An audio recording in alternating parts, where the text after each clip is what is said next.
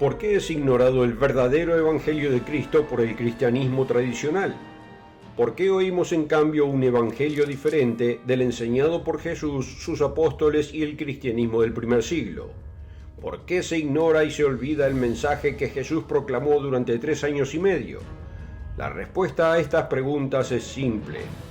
Un evangelio sustituto entró en el mundo cristiano poco después que comenzara la Iglesia, y el verdadero mensaje de Cristo fue suplantado desde entonces. Pero ¿cómo puede ser? Seguro los mensajes que se oyen en toda la tierra los domingos deben ser los mismos que Jesús proclamó. Tristemente no lo es. Muchos de ustedes que ven este programa leen su Biblia. ¿Sabe cuál es ese mensaje que Jesús proclamó? ¿O no? Quizás incluso usted haya sido engañado. Hoy le hago el siguiente reto. Mire lo que dice la Biblia y compárelo con el mensaje que usted cree que Jesús predicó durante su ministerio. Casi puedo garantizarle que el verdadero evangelio de Jesucristo no ha sido predicado en la denominación en la que usted atiende. ¿Suena muy descarado o arrogante decir esto? ¿Es demasiado políticamente incorrecto decirle la verdad? Como solemos repetir en este programa, no nos crean porque lo decimos, y no le crea a su ministro o sacerdote solo porque él lo dice. Pruébeselo a usted mismo directamente de las páginas de su Biblia. Si quiere escuchar cuál es el verdadero evangelio, no se vaya. Ya regreso enseguida.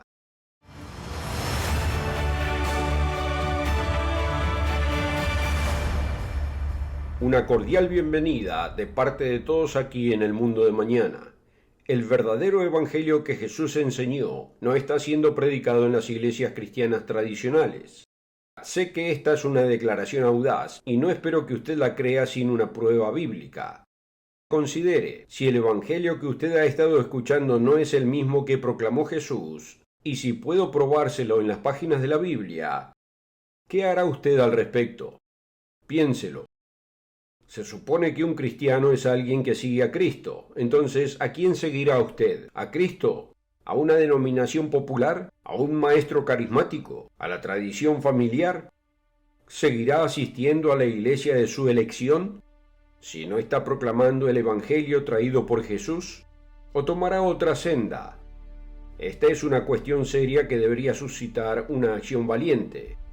Cuán importante es entender y creer no cualquier evangelio, sino el verdadero evangelio. Note lo que Jesús dijo al comienzo de su ministerio, como está registrado en Marcos 1, versículos 14 y 15. Después de que Juan fue encarcelado, Jesús vino a Galilea predicando el evangelio del reino de Dios y diciendo: el tiempo se ha cumplido y el reino de Dios se ha acercado. Arrepentíos y creed en el evangelio.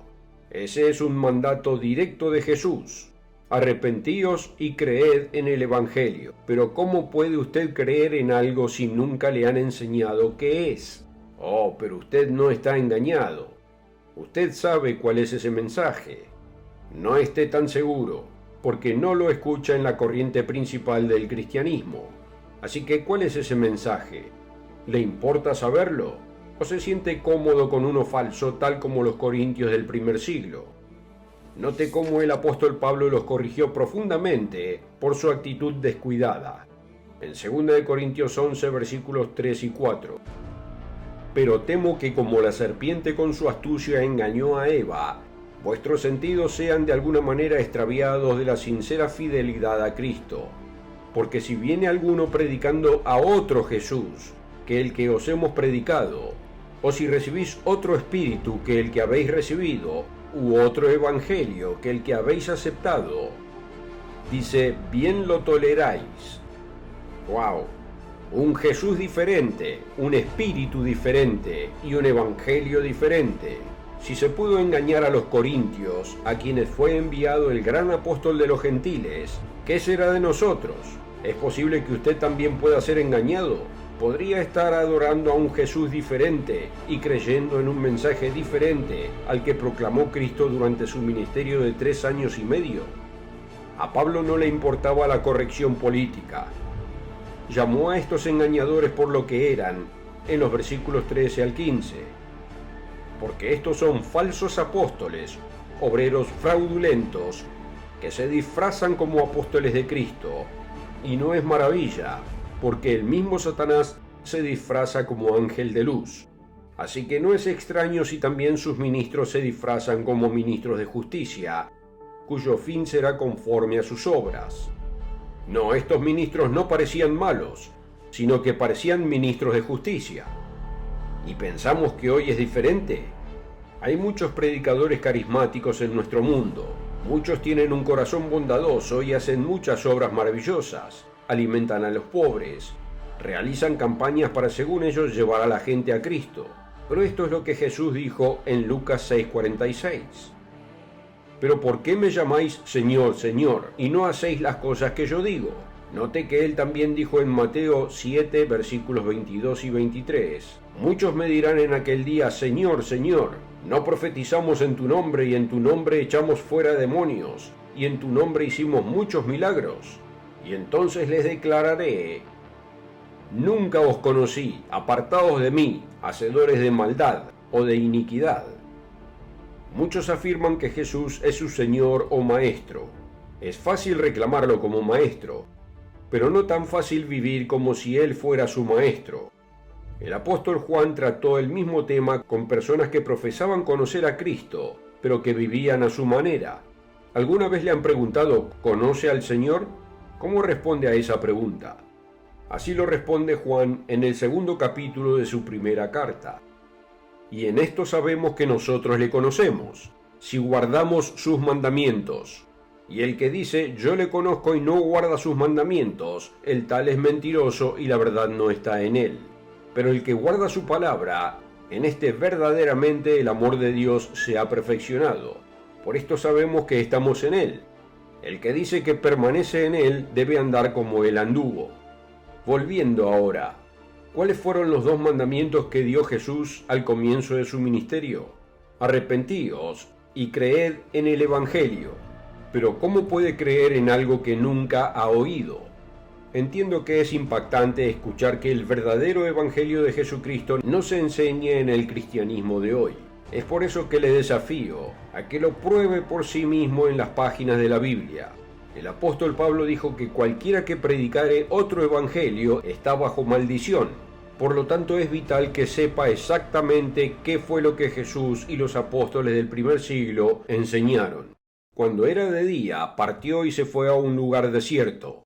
Y la multitud lo buscó y vino a él y trató de evitar que los dejara, pero él les dijo, tengo que predicar el reino de Dios también a otras ciudades, porque para esto he sido enviado. Sí, para esto fue enviado.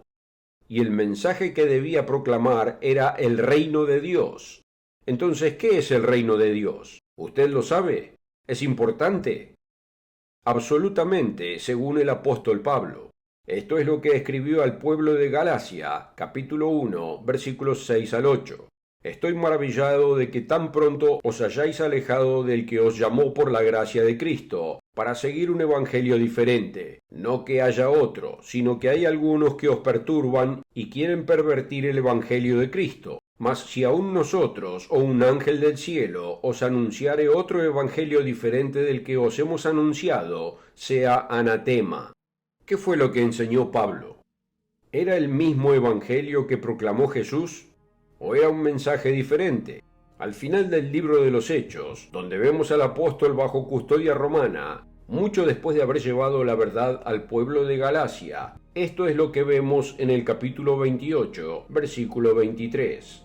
Habiéndole señalado un día, esto es los judíos de Roma, vinieron a él muchos a la posada, a los cuales les declaraba y testificaba el reino de Dios, desde la mañana hasta la tarde, persuadiéndolos acerca de Jesús, tanto por la ley de Moisés como por los profetas.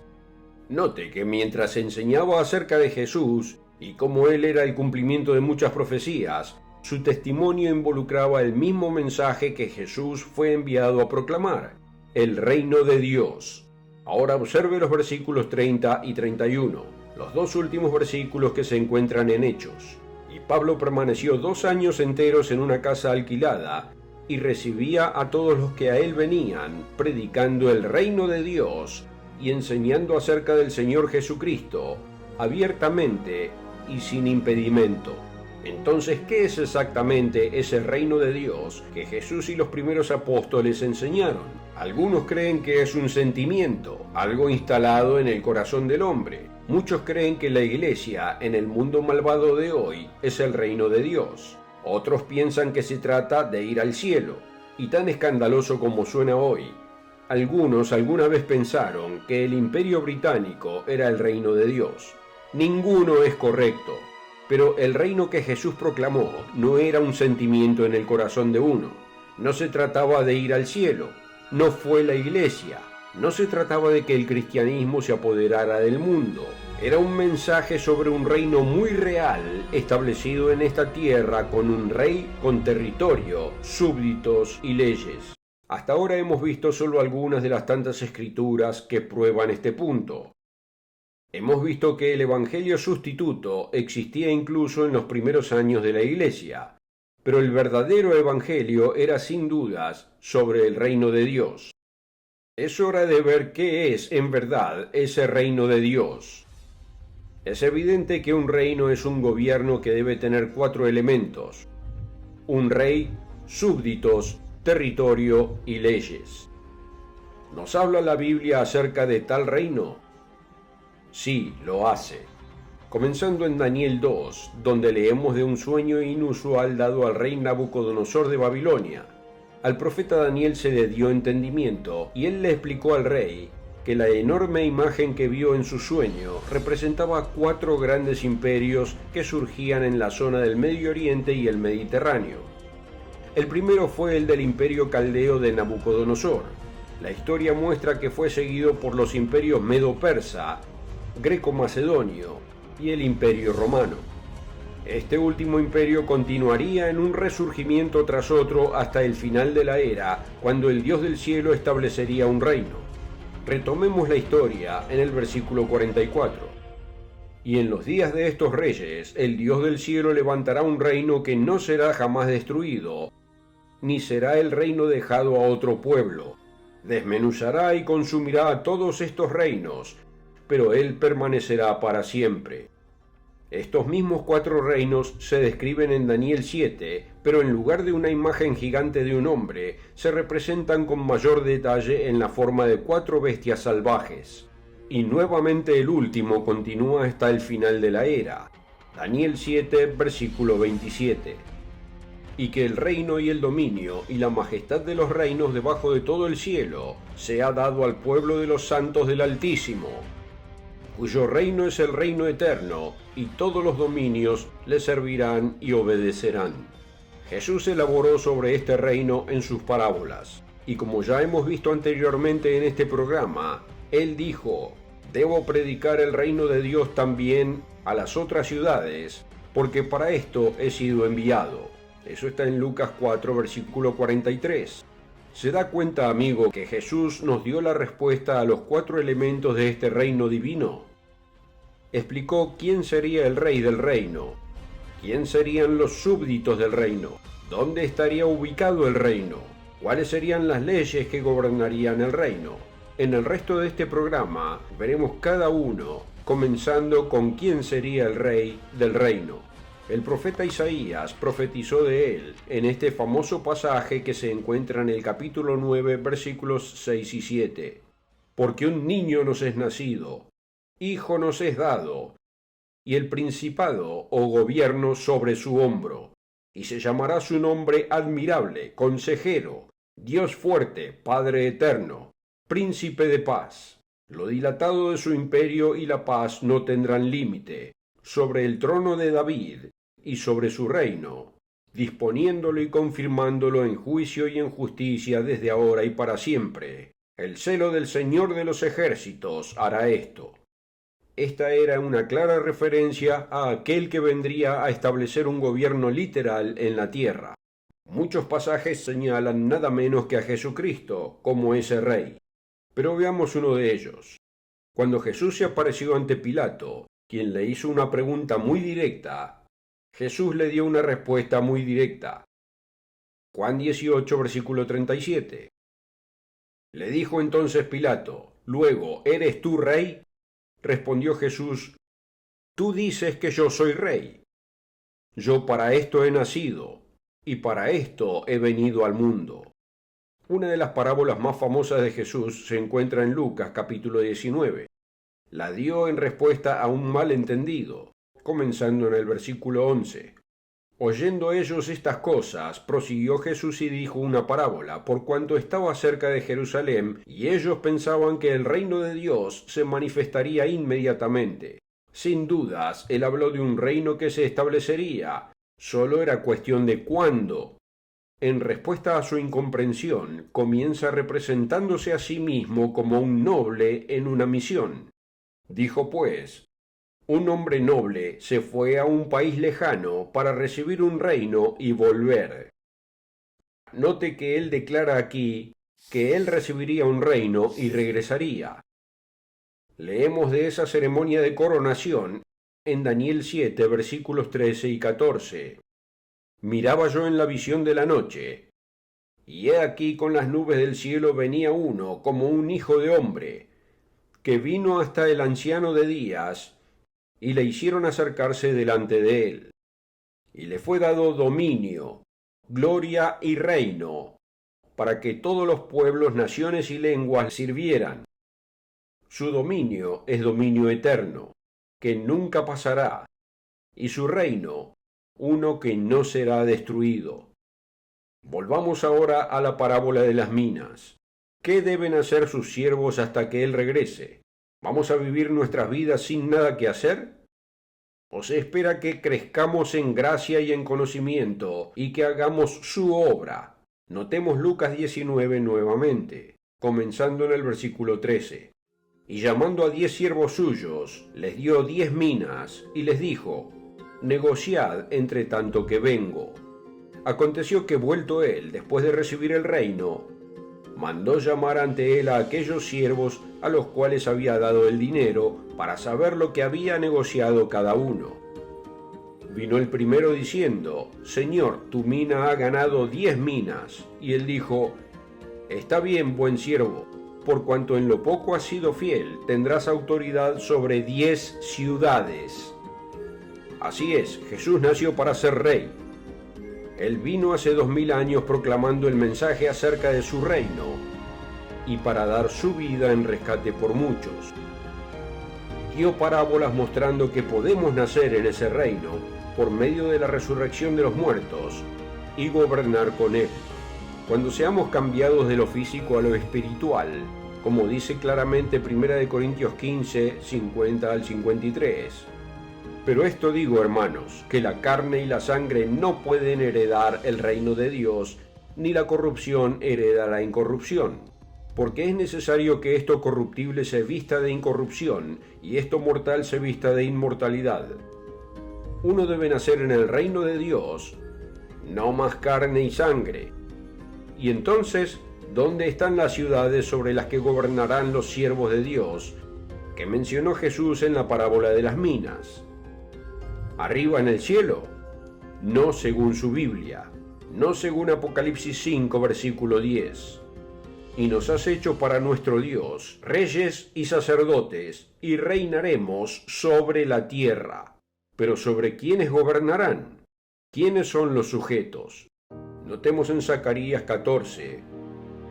Y todos los que sobrevivieren de las naciones que vinieron contra Jerusalén, subirán de año en año para adorar al Rey, al Señor de los ejércitos, y celebrar la fiesta de los tabernáculos. Lea todo Zacarías 14 y verá que estos sujetos serán seres humanos de carne y hueso, que sobrevivirán a la gran tribulación y al día del Señor. Estos no son siervos de Dios en el cielo, sino personas de mente carnal que aprenderán el camino perfecto de Dios y también tendrán una oportunidad de salvación. En resumen, el Rey del reino será Jesucristo, Lucas 19:12. El territorio será aquí en la tierra, Apocalipsis 5, versículo 10.